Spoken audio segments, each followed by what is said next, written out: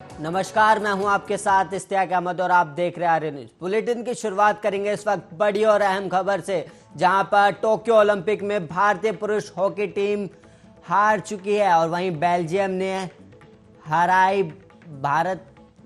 ने भारत को 5-2 से हराया। इस वक्त की बड़ी और अहम खबर, जहां पर टोक्यो ओलंपिक में हॉकी के सेमीफाइनल में भारत को हार का सामना करना पड़ा है। इस वक्त की बड़ी और अहम खबर, जहां पर पीएम मोदी ने खिलाड़ियों के लिए ट्वीट भी किया है। इस बीच टोक्यो ओलंपिक को लेकर पीएम मोदी पहले भारतीय खिलाड़ियों का मैच भी देख रहे थे, लेकिन उसके बाद जब टोक्यो ओलंपिक के सेमीफाइनल में हार गई तो पीएम मोदी ने उनको लेकर ट्वीट भी किया और उन्होंने लिखा कि भारतीय खिलाड़ियों ने अपना सर्वश्रेष्ठ दिया और वह भारतीय खिलाड़ियों को आगे के मैच के लिए तैयार रहना होगा। इस वक्त की बड़ी और अहम खबर, जहां पर बेल्जियम ने भारत को 5-2 से हराया है हॉकी के मैच में, और वहीं बेल्जियम ने भारत को 5-2 से हराया है। और वहीं आपको बता दें, करीब 42 सालों से मेडल के इंतजार में था भारत, लेकिन उसके बावजूद भारत को ओलंपिक में ये मेडल से इस बार भी हाथ धोना पड़ा है। और भारतीय खिलाड़ी को लेकर पीएम मोदी ने ट्वीट भी किया। पीएम ने कहा, आगे के मैचों के लिए तैयार रहें खिलाड़ी। इसको लेकर पीएम मोदी ने ट्वीट किया। और भारतीय पुरुष हॉकी टीम बेल्जियम से हारी है। इस वक्त की बड़ी और अहम खबर, जहां पर बेल्जियम ने भारत को 5-2 से हराया है। इस वक्त की बड़ी और अहम खबर, जहां पर भारतीय पुरुष हॉकी टीम टोक्यो ओलंपिक के सेमीफाइनल हॉकी मैच में हार गई है, जिसको लेकर पीएम मोदी ने खिलाड़ियों के लिए ट्वीट भी किया। पीएम मोदी ने लिखा कि भारतीय खिलाड़ियों ने अपना सर्वश्रेष्ठ दिया है। जिसके बाद पीएम मोदी ने लिखा, भारतीय खिलाड़ियों को आगे के मैच के लिए तैयार रहना पड़ेगा। इस वक्त की बड़ी और अहम खबर, जहां पर 42 साल से भारत मेडल के लिए इंतजार कर रहा था, लेकिन इस बार भी भारत को बिना मेडल के ही वो करना पड़ेगा। और वहीं बेल्जियम ने भारत को 5-2 से हराया है। इस वक्त की बड़ी और अहम खबर, जहां पर भारत को हार का सामना करना पड़ा है। और वहीं इसको लेकर बीते कल में भी पूर्व कोच ने ट्वीट किया और उसके बाद ये चक दे इंडिया वाला गाना काफ़ी वायरल हो रहा था, जिसके बाद अब भारतीय पुरुष हॉकी टीम हॉकी के मैच में हार चुकी है। और वहीं आपको बता दें, ये मैच भारत और बेल्जियम के बीच में था, जिसमें भारत को हार का सामना करना पड़ा है और बेल्जियम ने भारत को 5-2 से हराया है। बेल्जियम ने भारत को 5-2 से हराया। इस वक्त की बड़ी और ये अहम खबर, जहां पर भारत की हार को लेकर पीएम मोदी ने भी ट्वीट किया और पीएम मोदी ने खिलाड़ियों का हौसला बढ़ाया और उन्होंने कहा कि हर भारतीय को खिलाड़ियों पे गर्व है और उन्हें ये सुनहरा मौका था जब भारतीय टीम काफ़ी सालों के बाद ओलंपिक के सेमीफाइनल में पहुंची। और वहीं पीएम मोदी ने कहा कि खिलाड़ियों को आगे के मैच के लिए तैयार रहना पड़ेगा। और वहीं पीएम मोदी ने कहा कि खिलाड़ियों ने खेल में अपना सर्वश्रेष्ठ योगदान दिया है। इस वक्त की बड़ी और अहम खबर, जहां पर टोक्यो ओलंपिक के हॉकी सेमीफाइनल मैच में भारत को हार का सामना करना पड़ा है।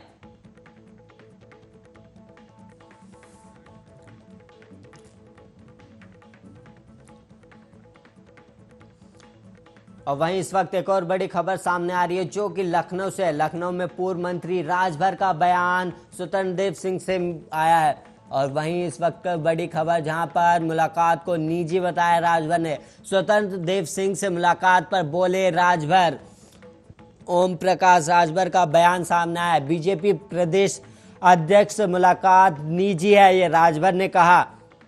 इस वक्त की बड़ी और अहम खबर, जहां पर बीजेपी के लिए गठबंधन के रास्ते बंद है, ये भी ओम प्रकाश राजभर ने बयान दिया है। और सपा बसपा से गठबंधन के रास्ते खुले हैं। राजभर ने खुला चुनाव को लेकर बयान दिया है। बीजेपी को हटाने की योजना पर काम कर रहे हैं, ये ओम प्रकाश राजभर ने बयान दिया। और वहीं आपको बता दें पूर्व मंत्री ओम प्रकाश राजभर का ये बयान सामने आया है, जिसमें उन्होंने कहा कि स्वतंत्र देव सिंह से मुलाकात पर बोले राजभर, उन्होंने कहा कि ये बीजेपी प्रदेश अध्यक्ष से मुलाकात निजी है, इसे किसी भी चुनावी उससे जोड़कर ना देखा जाए और बीजेपी के लिए गठबंधन के रास्ते बंद है। ओम प्रकाश राजभर ने बीजेपी से साफ इनकार कर दिया है गठबंधन को लेकर। और वहीं उन्होंने सपा बसपा से गठबंधन के रास्ते खुले होने की बात कही है। और वहीं ओम प्रकाश राजभर ने कहा बीजेपी की हटाने की योजना पर काम कर रहे हैं। इस वक्त की बड़ी और अहम खबर, जहां पर 2022 के विधानसभा चुनावों को लेकर यूपी में सियासत जोरों पर है, जहां पर आए दिन नेता एक दूसरे पार्टी के नेताओं से मुलाकात कर रहे हैं। इस बीच ओम प्रकाश राजभर ने बीजेपी प्रदेश अध्यक्ष स्वतंत्र देव से भी मुलाकात की और जब इस पर राजभर से पूछा गया तो उन्होंने कहा कि बीजेपी अध्यक्ष से यह मुलाकात निजी तौर पर की गई है और इसे चुनाव से जोड़कर ना देखा जाए। और राजभर ने मुलाकात के बाद बयान भी दिया, उन्होंने कहा कि बीजेपी के साथ कोई गठबंधन नहीं होगा। और वहीं उन्होंने ओम प्रकाश राजभर ने कहा कि बसपा और सपा के साथ गठबंधन के रास्ते खुले हैं। और वहीं उन्होंने बीजेपी के लिए कहा कि बीजेपी को सत्ता से हटाने की योजना पर काम कर रहे हैं। इस वक्त की बड़ी और अहम खबर, जहां पर ओम प्रकाश राजभर का बड़ा बयान सामने आया है। उन्होंने कहा कि स्वतंत्र देव सिंह से मुलाकात निजी तौर पर की गई है और इसे गठबंधन से जोड़कर ना देखा जाए, क्योंकि राजभर ने साफ कह दिया है कि बीजेपी से कोई गठबंधन नहीं होगा। सिर्फ अगर सपा और बसपा पार्टी चाहती है तो उनके साथ गठबंधन के रास्ते खुले हुए हैं। और वहीं राजभर ने एक बड़ा बयान भी दिया, उन्होंने कहा कि बीजेपी को सत्ता से हटाने की योजना पर काम किया जा रहा है। इस वक्त की बड़ी और अहम खबर, जहां पर ओम प्रकाश राजभर का बयान सामने आया है।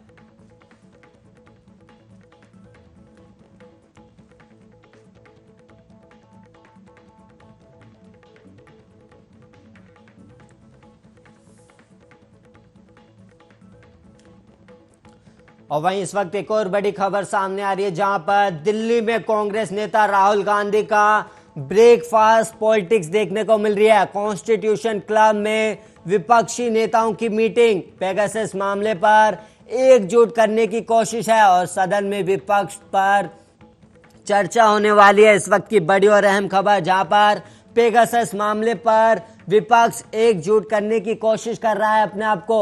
और वहीं सदन में विपक्ष की रणनीति पर भी चर्चा करेंगे राहुल गांधी। इस वक्त की बड़ी और अहम खबर, जहां पर राहुल गांधी की ब्रेकफास्ट पॉलिटिक्स देखने को मिल रही है, जहां पर राहुल गांधी ने विपक्षी नेताओं को कॉन्स्टिट्यूशन क्लब में नेताओं की मीटिंग रखी है और इस मीटिंग का मुख्य विषय पेगासस मामले को लेकर एकजुट करने की कोशिश की जा रही है विपक्ष को, जिसके बाद सदन में विपक्ष की रणनीति पर भी चर्चा करेंगे राहुल गांधी। इस वक्त की बड़ी और अहम खबर, जहां पर राहुल गांधी की ब्रेकफास्ट पॉलिटिक्स देखने को मिल रही है और वहीं विपक्ष को एकजुट करने की कोशिश में लगे हुए हैं राहुल गांधी। और वहीं आपको बता दें मानसून सत्र चल रहा है और इस बीच विपक्ष एकजुट होने की कोशिश में लगा हुआ है। और आपको बता दें सदन के अंदर, दोनों सदनों में, लोकसभा और राज्यसभा सदन में लगातार विपक्ष हंगामा कर रहा है। और वहीं आपको बता दें विपक्ष चाहता है कि सरकार पेगासस, कृषि कानूनों और बढ़ती महंगाई को लेकर चर्चा करे, लेकिन विपक्ष का आरोप है कि सरकार इन विषयों पर चर्चा नहीं कर रही है, जिसकी वजह से उन्होंने स्थगन प्रस्ताव भी पेश किया, लेकिन उनका स्थगन प्रस्ताव खारिज कर दिया गया। और इसके अलावा अब सदन में विपक्ष की आगे की रणनीति पर चर्चा करेंगे राहुल गांधी। इस वक्त की बड़ी और अहम खबर, जहां पर राहुल गांधी की ब्रेकफास्ट पॉलिटिक्स देखने को मिल रही है। और वहीं आपको बता दें कॉन्स्टिट्यूशन क्लब में नेताओं की मीटिंग रखी गई है, जहां पर तमाम विपक्षी के बड़े नेता शामिल होंगे। और वहीं आपको बता दें, मुख्य विषय पेगासस मामले पर एक विपक्ष को एकजुट करने की कोशिश कर रहे हैं राहुल गांधी, और वहीं सदन में विपक्ष की रणनीति पर चर्चा करेंगे राहुल गांधी।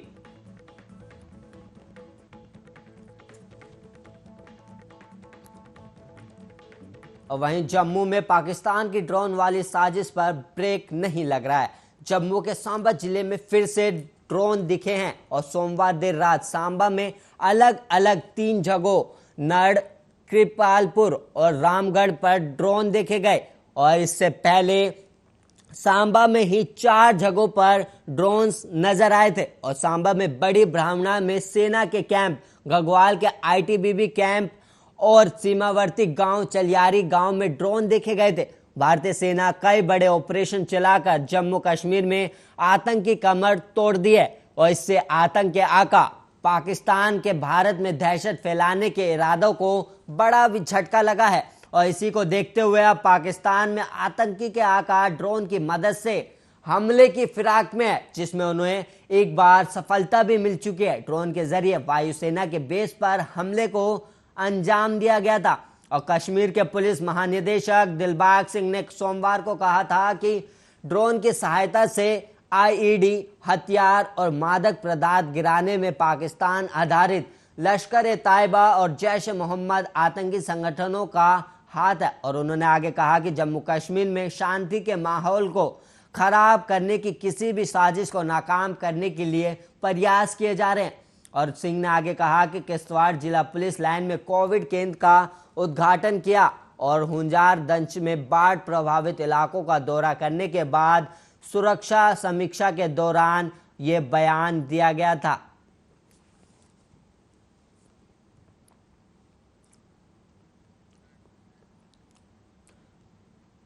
और वहीं राष्ट्रीय राजधानी दिल्ली में अब स्पा और मसाज सेंटर चलाने वालों को नए और सख्त दिशा निर्देशों का पालन करना होगा।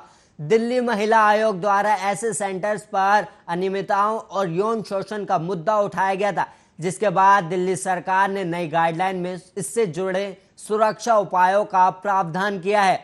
दिल्ली महिला आयोग की रिपोर्ट की समीक्षा करने और उस पर कार्रवाई करने के लिए एक टास्क फोर्स का गठन भी किया गया था। नई गाइडलाइन में स्पा और मसाज सेंटरों में यौन शोषण और तस्करी रोकने के लिए कड़े प्रावधान किए गए हैं। मुख्यमंत्री अरविंद केजरीवाल ने इसके लिए निर्धारित दिशा निर्देश को मंजूरी दे दी है।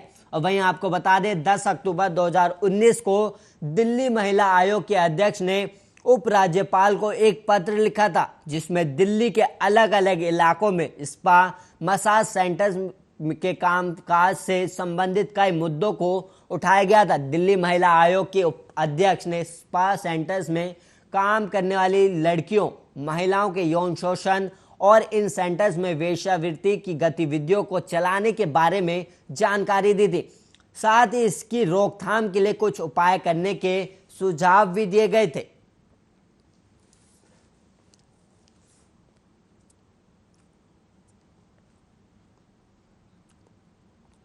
और वहीं दिल्ली कैंट के पुरानी नांगल गांव में रहने वाली 9 साल की एक बच्चे की संदिग्ध परिस्थितियों में मौत हो गई। बच्ची शमशान घाट में गई थी और वहीं उसकी मौत हो गई, जिसके बाद शमशान घाट के पुजारी ने बच्ची के शव को जला दिया, लेकिन पुलिस को इसकी जानकारी नहीं दी गई। गांव वालों को जब इसकी जानकारी हुई तो उन्होंने पुलिस को बुलाया और आधे जली लाश को चिता से बाहर निकाला। रविवार देर रात स्थानीय निवासियों ने शमशान घाट के बाहर एकत्र होकर प्रदर्शन किया। उनका आरोप है कि शमशान घाट में बच्ची के साथ गलत काम और दुष्कर्म किया गया और फिर उसकी हत्या कर दी गई। सबूत मिटाने के लिए शव को जला दिया गया और पुलिस ने फिलहाल मामला दर्ज कर लिया। मौके से एफएसएल ने फोरेंसिक जांच के लिए नमूने भी उठाए हैं और पुलिस ने बच्ची के साथ बलात्कार कर उसकी हत्या करने और उसके बाद शव का अंतिम संस्कार करने के आरोप में 4 लोगों को गिरफ्तार भी किया है। दिल्ली कैंट स्थित पुरानी नांगल गांव के शमशान घाट के बाहर प्रदर्शन कर रहे लोगों का कहना है कि 9 साल की बच्ची की हत्या में इस शमशान घाट के पुजारी का ही हाथ है। मौके पर पहुंची पुलिस इन लोगों को शांत किया और जल्द से जल्द कार्रवाई का आश्वासन दिया गया। पुलिस ने शमशान घाट से बच्ची के शव के अवशेष जब्त करने के बाद पोस्टमार्टम के लिए भिजवा दिया। और साथ ही एफएसएल की टीम को भी जांच के लिए बुलाया गया।